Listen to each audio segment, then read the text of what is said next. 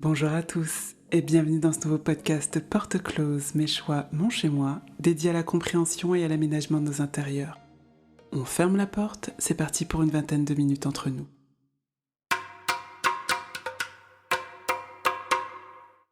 Alors, si certains se disent déjà, en fait, elle va nous parler de décoration d'intérieur, eh bien non, en tout cas, pas de la manière dont vous le penseriez.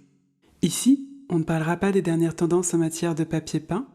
Vous n'aurez pas non plus de conseils DIY pour réhabiliter vos meubles de cuisine, ni de tips sur les styles qui font mouche actuellement. D'autres le font très bien. Au menu de nos rendez-vous podcast, des anecdotes, des conseils, des interviews avec des professionnels. On tâchera de retrouver ensemble du sens dans nos choix, dans nos démarches, pour penser l'aménagement de nos habitats. Alors, j'en rassure certains, ces podcasts s'adresseront aussi bien aux aficionados de la déco qu'à ceux qui n'ont jamais compris si le bleu canard c'était du bleu ou du vert, et qui d'ailleurs s'en foutent. Tant que vous avez un logement, quel que soit son standing ou son mètre carré, ce que je vous dirai vous parlera forcément à un moment ou à un autre. Je m'appelle Maura Deke, j'ai 36 ans, et je suis coach en aménagement d'intérieur.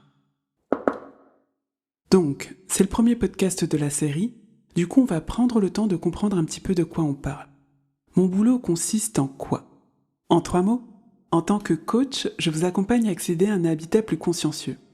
Alors oui, j'en entends déjà se dire « Oula, encore le genre de nana healthy qui va nous servir de la soupe pro bien-être. » Pas exactement, mais vous en aurez quand même un peu. Ne grimacez pas, vous allez voir, ça va passer tout seul. Alors, qu'est-ce qui définit ma démarche ? Il faut savoir que de base, j'ai un master en sociologie. La socio, c'était le grand amour de ma vie. Au passage, dédicace à tous ceux qui sont passés par la fac de Nanterre. En tout cas, cette discipline m'a apporté le goût de comprendre les choses et les gens, d'observer, d'analyser, de faire des liens entre les éléments. Je sais qu'on pourrait se demander, mais comment elle est passée de la sociologie à un métier dans l'aménagement d'intérieur ? Eh bien, c'est le fruit d'un long cheminement. Assez intéressant, je pense d'ailleurs, mais je vous raconterai ça une prochaine fois pour ceux qui aiment les récits d'auto-entrepreneurs. En attendant, revenons à nos pinceaux. Au début, dans le métier, je me positionnais en tant que décoratrice d'intérieur. J'avais reçu une formation en tant que telle, du coup ça me semblait la suite logique. J'appréciais assez bien l'idée d'aller chez les gens, identifier leur goût et leur proposer une belle déco avec des éléments tendance. L'histoire aurait pu s'arrêter là. Mais bon, c'était sans compter le fait que je n'arrive pas tout à fait à faire les choses comme tout le monde. Dans mes premières missions, disons que j'ai rencontré pas mal de difficultés. Parce que quand les gens font appel à des décorateurs d'intérieur, qu'ils sont prêts à mobiliser du budget parfois conséquent pour ça, ils s'attendent bien souvent à recevoir un professionnel qui, grâce à son expérience, ses connaissances du design, etc., va être en mesure de leur dire la déco qu'il leur faut. Dit comme ça semble évident. Sauf que ça n'était pas tant que ça pour moi. Dans les débuts, j'ai dû m'accrocher, parce que je pensais sincèrement que je n'étais peut-être pas douée. Je n'arrivais pas à avoir naturellement cette vision du décorateur telle qu'on me l'avait enseignée. Pourtant, ça ne semblait pas hors de ma portée. J'avais reçu une super formation. J'allais assez souvent à des salons spécialisés, je guettais régulièrement les tendances sur internet. J'aurais dû être en mesure de pouvoir arriver chez mes clients et en 2-3 coups d'œil dire « Ok, je sais la déco qu'il vous faut ». Ça m'a pris plusieurs missions pour réaliser que par rapport à ma nature, à moi, je fonctionnais différemment. Et pour que vous puissiez comprendre aussi, c'est important que je vous précise que je suis une personnalité d'une grande sensibilité. À ne pas confondre avec émotivité, même si parfois ça peut être lié. Je suis très à l'écoute de mes sens, de mes émotions et de ceux des autres. Quand je vais chez les gens, que j'ai accès à leur intimité, je prends toute l'ampleur de la démarche. Du coup, ma personnalité couplée aux aptitudes que j'ai développées en tant que sociologue, autrement dit la capacité à observer, être dans l'écoute active, analyser, etc., font que quand j'arrive chez vous, ce qui m'intéresse en premier lieu, c'est vous. Ce qui vous compose en tant qu'individu. Votre histoire, vos habitudes, votre personnalité, vos passions. Comment vous fonctionnez et à quoi vous êtes sensible. C'est comme ça que j'ai fini par me positionner comme coach en aménagement d'intérieur, plus que comme décoratrice pure et dure qui me correspond moins. Je suis douée pour avoir une vue d'ensemble et apporter du conseil personnalisé. Ce que j'aime, c'est vous comprendre dans toute votre complexitude. Repérer vos besoins, analyser votre environnement et vous connecter à des couleurs, des matières, des objets qui feront sens pour vous. Pour moi, c'est comme ça qu'on accède au véritable bien-être chez soi. Je ne pense pas à des projets pour les gens, mais avec eux. Sauf que, fort de ce positionnement, j'ai donc continué à aller de foyer en foyer. Et malgré toutes les personnalités et les réalités de vie très différentes auxquelles j'avais accès, J'ai été surprise de constater que tout le monde semble exprimer par défaut les mêmes besoins en termes d'aménagement intérieur. Besoins qui, comme par hasard, correspondaient bien souvent à ce qu'un tel a vu chez machin, chez son influenceur préféré ou quelque part sur Internet ou les réseaux sociaux. Alors, le net et les réseaux sociaux, on va en parler. Quoi qu'il en soit, j'ai bien senti que le baromètre du bon goût pour la plupart des gens semblait souvent provenir d'une source extérieure à eux-mêmes. Est-ce qu'on ne pourrait pas déceler par là comme une forme de crise bénigne de l'habitat ? Sensibilisé à outrance par des intérieurs design, on est devenu persuadé que c'est la norme, que c'est ça qu'il nous faut.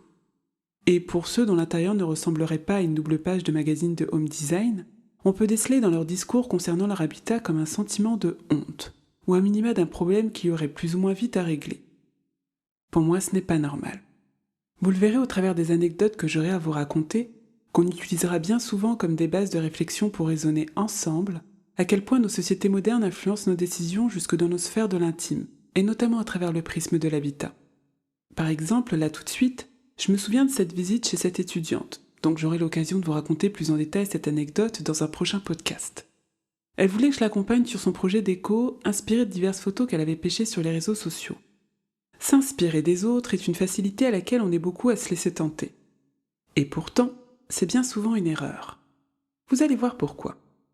Dans le cas de notre étudiante, pour son projet, elle m'a présenté 3 images d'inspiration. Il y en a au moins 2, je suis sûre que c'était des mises en scène pour les réseaux.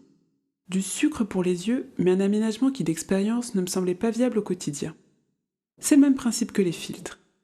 En plus, elle s'est basée sur des photos d'appartements d'environ 30 mètres carrés, alors que sa réalité à elle, c'est qu'elle habite une chambre sous les toits de 14 mètres carrés mansardés, soit environ 7 mètres carrés loi Carrez, et dont la principale caractéristique du lieu est que la fenêtre ne ferme pas, entraînant tous les petits problèmes qui vont avec. Alors, le but de mes anecdotes qui arriveront, ce ne sera jamais, et j'insiste bien, jamais, dans l'optique de se moquer, de juger ou de se divertir de la situation des autres. Je vous préviens, les valeurs de la maison, c'est la bienveillance. Je pense que c'est quelque chose que je répéterai assez souvent parce que c'est très important pour moi et j'espère que ça le sera pour vous aussi. L'objectif de ces histoires de vie auxquelles je vais vous donner accès, ce sera au travers des autres d'en apprendre un peu plus sur nous-mêmes. Et en passant, faire un pied de nez à la flexculture en utilisant son propre procédé pour la dénoncer. Alors, j'en entends déjà tiquer en se demandant, la flexculture, c'est quoi ? Le plus simple, c'est que je vous donne une définition du net. Je cite. La flexculture, c'est un terme qui désigne la tendance à exhiber sa vie, ses réussites et son style de vie sur les réseaux sociaux, pour susciter l'admiration ou l'envie chez les autres. Cela peut inclure la publication de photos de voyage, de biens matériels, d'événements glamour, etc. Donc, en gros, avec l'ère d'Internet et des réseaux sociaux, on a été habitué au fait de voir et d'être vu. C'est devenu pour nous tout aussi normal d'avoir accès et de suivre l'intimité des autres que de donner à voir sur la nôtre. Alors après, est-ce que c'est bien, est-ce que c'est mal ? C'est un autre débat. Là, le plus important à retenir, c'est que c'est devenu très inhérent en nous, sauf si bien sûr on a un mode de vie loin d'Internet. À l'occasion, je vous invite à aller checker vos 5 derniers posts et les 10 dernières vidéos ou contenus que vous avez regardés sur les réseaux sociaux. Il y a fort à parier que vous comme moi avons alimenté la flexculture. Après attention, mon but n'est pas de juger qui que ce soit ni d'essayer de dissuader de quoi que ce soit. Chacun a le droit d'avoir ses pratiques et ses opinions. Pour moi, le plus essentiel, c'est juste d'être consciencieux et réapprendre à faire la part des choses. Parce que le contre-coup de tout ça, c'est cette pression sociale qu'on ressent et qui nous place dans des pensées limitantes et notamment dans nos manières d'appréhender nos habitats où bien souvent on cherche la forme mais on oublie de penser le fond. Pourtant, c'est essentiel d'évoluer dans des espaces bien pensés. On l'a bien compris, on vit malheureusement à une époque où les sources d'anxiété ne manquent plus. L'environnement extérieur nous impacte, mentalement, émotionnellement, physiquement. Et du coup, pour moi plus que jamais, c'est essentiel d'avoir un chez-soi qui nous ressource, qui nous énergise. Pour ma part, c'est ce que je ressens dans mon appartement. J'adore son énergie parce que j'ai pensé chaque élément en fonction de mon histoire, de mes besoins. Quand on est chez moi, on sait qu'on est chez moi. Mon intérieur me ressemble clairement. Et vous voyez, on m'a déjà dit « C'est joli chez toi, mais c'est dommage. C'est quoi tous ces cartons par terre ? Ça gâche ta déco. Tu devrais les enlever. » Alors oui, c'est vrai, il y a plusieurs cartons par terre chez moi. Ça fait pas très home design. À moi, ils ne servent à rien. En revanche, c'est des cachettes, des perchoirs, Démarche pour Ewa, ma chatte de 8 ans. Et je vis avec elle. Et c'est ce point-là qui est important. Ici, c'est chez elle et chez moi. Tous les autres, c'est des visiteurs. Quel que soit l'amour ou le degré d'intimité que vous pouvez témoigner aux personnes qui passent par chez vous, elles ne vivent pas avec vous. Donc ce n'est pas grave si votre logement ne répond pas à leurs besoins ou à leurs aspirations. Ils peuvent en faire leur affaire personnelle le temps qu'ils sont là. C'est important de garder en tête que ce n'est pas anodin de laisser quelqu'un avoir accès à son logement, à sa sphère de l'intime. C'est un gage de sociabilité mais aussi de confiance, donc il faut que ce soit reçu avec respect. Et si une personne ne sait pas s'en montrer digne, ce n'est pas à vous de changer quoi que ce soit chez vous. Je vous conseille simplement de ne pas réitérer l'invitation et de vous voir dans un autre endroit. Même si ça n'a l'air de rien, ne laissez personne, connaissance ou pas, vous intimider sur votre mode de vie dans votre habitat. D'autant plus dans le cas où il est consciencieusement choisi ou parfois momentanément subi. La phrase que je répète assez souvent en coaching, c'est « Chez vous, ce n'est pas chez les autres et chez les autres, ce n'est pas chez vous ». Il faut prendre confiance en ses choix, même si je sais que ce n'est pas toujours évident. Et d'autant plus quand on n'a pas encore réussi à les déterminer. En plus, de nos jours, on est inondé d'options à travers les différentes plateformes, nous présentant des produits aux campagnes marketing très bien faites, qui jouent beaucoup sur nos émotions et qui nous donnent envie de tout. On nous sort à tout va l'étiquette bien-être, on nous dit qu'avec une bonne déco, on va être bien chez soi, etc. Et je suis d'accord, mais une bonne déco, c'est quoi? Ça veut dire quoi? De mon point de vue, le bien-être est une finalité quand on a répondu aux besoins de nos sens. Et chaque individu, par rapport à son histoire, ses origines, la manière dont il a été socialisé, a ses propres attentes. C'est important d'en prendre conscience et de ne plus vous contenter d'acheter telle ou telle chose juste parce que quelqu'un qui ne vous connaît peut-être même pas vous a dit que c'était bon pour vous. Pour être plus concrète, ce que je peux expliquer parfois à mes coachés, c'est qu'on peut avoir tendance à penser qu'être bien dans une pièce n'en tient qu'à une bonne luminosité ou aux bons éléments de déco par exemple. Alors qu'en fait, selon moi, être bien dans une pièce relève d'une réflexion sur chaque détail qui compose cet espace. La recette, c'est de croiser les besoins, les attentes, avec les bons éléments. Je m'explique. Par exemple, s'il s'agit de repenser l'aménagement de votre chambre, à noter que quand je parle d'aménagement, j'englobe l'organisation des éléments dans l'espace et la déco. Donc, pour en revenir à votre projet, on va en discuter, et si par exemple au cours de notre échange je découvre que vous avez tendance à avoir un mauvais sommeil, on va explorer bien sûr la literie, mais aussi la température de la pièce, les odeurs qui peuvent y parvenir, les couleurs des murs, la position du lit, la sonorité de votre réveil, les éléments visuels qui vous font face avant de dormir, etc. Bref, c'est comme ça que je fonctionne. Je propose une vision holistique, autrement dit une vision d'ensemble, pour réellement penser à un projet qui vous est adapté. Dans ma méthode, je fais beaucoup intervenir l'utilisation des sens. Sous-entendu se montrer réceptif à ce qu'on entend, à ce qu'on ressent quand on touche, prendre le temps de bien observer, etc. Dit comme ça, je sais que ça peut sembler un procédé un peu ésotérique. Je le vois bien en coaching où certains semblent un peu sur la réserve quand je leur propose de faire quelques exercices pour ressentir leur espace avant de savoir comment l'aménager. Et pourtant, je n'ai rien inventé. Aborder son environnement dans une approche primitive avec nos sens relève d'un instinct inhérent en nous. On le pratiquait naturellement à nos stades les plus ancestraux quand on vivait en pleine nature pour penser nos espaces de vie. Et même sans avoir besoin de remonter aussi loin, suffit d'observer comment les enfants ou les animaux, par exemple, évoluent dans leur environnement. C'est assez fascinant. Si vous avez l'un ou l'autre à la maison, peut-être même les deux, je vous invite à prendre le temps sur une journée pour observer leur comportement. Je trouve qu'on en apprend beaucoup, et notamment la manière dont ils se comportent face à quelque chose qu'ils découvrent pour la première fois. Vous allez les voir mobiliser la plupart de leurs sens pour analyser ce qu'ils ont devant eux. Ils vont observer longuement, essayer de toucher, de sentir, voire même de goûter s'ils peuvent. Ils vont se mettre naturellement dans un état de pleine conscience émotionnelle. Qu'est-ce que ça veut dire?